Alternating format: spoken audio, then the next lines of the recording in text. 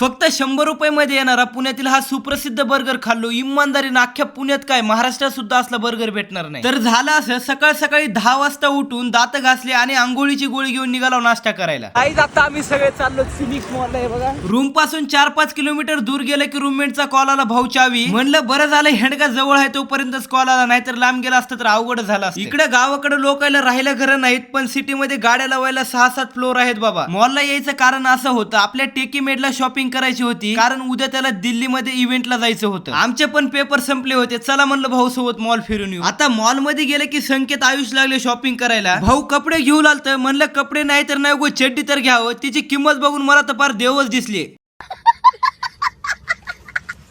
2,500 आहे. 300 रुपयाला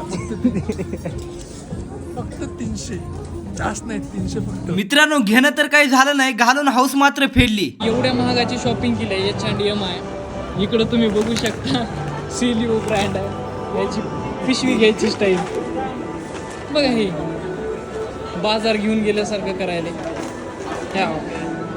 म्हणजे आम्ही लातूरचे आहोत, भाऊला 100% दाखवायचं. आता मॉल मध्ये बोंबलत फिरून सगळ्याला कचाटून भूक लागली होती. मग काय पोहोचलो कॅम्प मध्ये सुप्रसिद्ध बर्गर खायला. अरे हे काय सोंग आहे, गर्दी आहे का बल्ला आहे हेंडगा. इथं जागा भेटायला अर्धा तास लागला, नंतर कळालं बिल आणावं लागते वरच्या फ्लोअर वरून. म्हणलं मायला दुष्काळात 13वा महिना झाला बाबा, ह्याला बिल करून आणाय अजून 15-20 मिनिट गेले वरून. जाऊ द्या टाइम किती का लागणार, बर्गर मात्र पैसा वसूल होता राव. तुम्ही इथला बर्गर कधी खाल्लाय का कमेंट करून नक्की सांगा मित्रांनो. त्यानंतर पाटलांनी शूज घेतला आणि आम्ही रूम कडे निघालो.